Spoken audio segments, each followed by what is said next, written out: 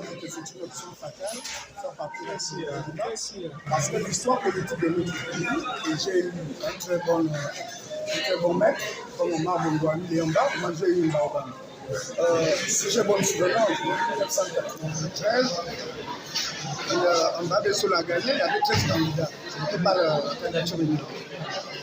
Sans pourtant être contre. En 2018, Pierre Namboudou a gagné 100 candidatures uniques. En 2009, on ne peut pas dire que c'était la candidature unique. Les gens se sont retrouvés autour de Mbobam après l'élection. Puisqu'il y avait Mamboudou, il y avait Mimoto, donc ce n'était pas la candidature. En 2016, il y a eu la candidature unique. Ce que je constate, c'est que les gens ne comprennent pas qu'il manque à l'opposition une véritable stratégie de prendre le pouvoir, parce que ce soit sans candidature unique, l'opposition a gagné, mais sans prendre le pouvoir. Que ce soit avec la candidature unique, l'opposition a gagné sans prendre le pouvoir. En vérité, la question c'est quelle est notre stratégie réelle pour prendre le pouvoir? Parce que l'option de sans candidature unique a montré que l'opposition gagne. L'option avec candidature unique a montré que l'opposition gagne. C'est la question de la prise du pouvoir qui reste un véritable débat de stratégie. Moi, je voudrais que l'on m'appelle pour la stratégie. Quelle est la stratégie que nous mettons en place en sachant que nous allons remporter les élections? Que c'est cette stratégie qui est importante pour moi. Bon, chacun est libre de penser ce qu'il veut, mais je crois que les situations antérieures n'ont pas permis à beaucoup de bien réfléchir. Parce que je crois que c'est sur la stratégie même de prendre le pouvoir, c'est ce qu'il y a problème.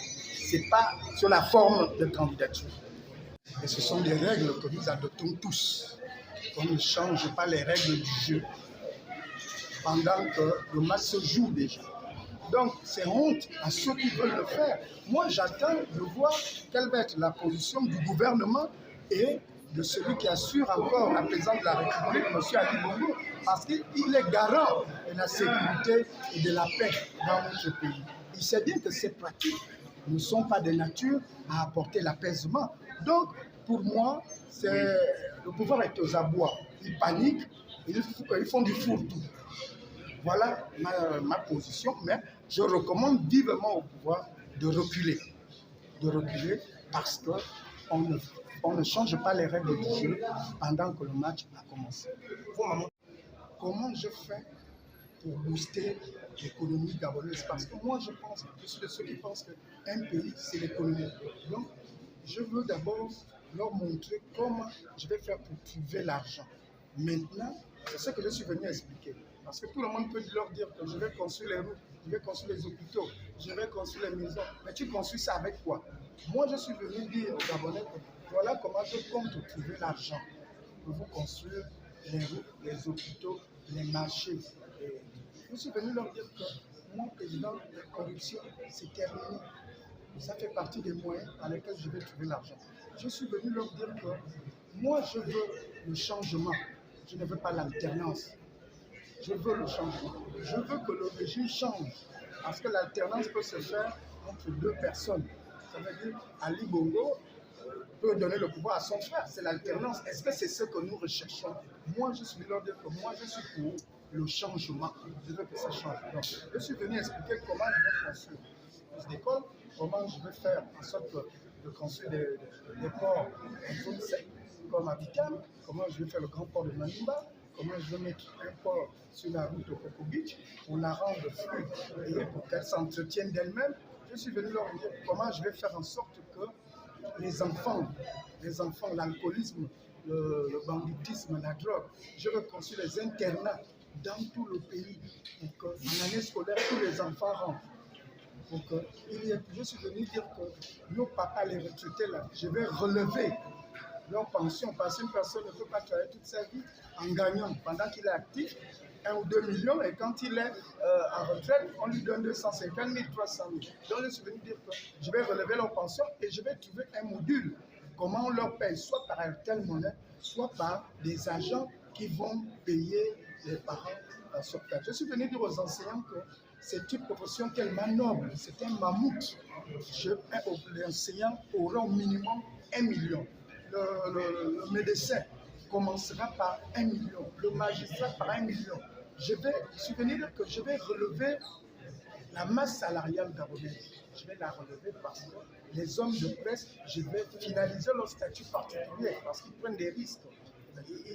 Ils vont dans des zones où ils mettent leur vie en danger. Donc, eux aussi, leur salaire sera relevé, même lorsqu'on est encore en stage. Il faut qu'un stagiaire à la chaîne, dans la communication, chaîne 1, la chaîne publique, eux au moins 500 000 francs parce qu'il fait comment, il se présente, comment il s'habille, comment, il loge ses enfants, comment.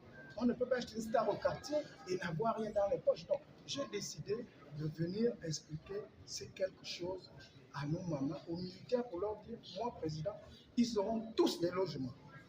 Et chaque Gabonais qui naît aura 1000 mètres carrés gratuits.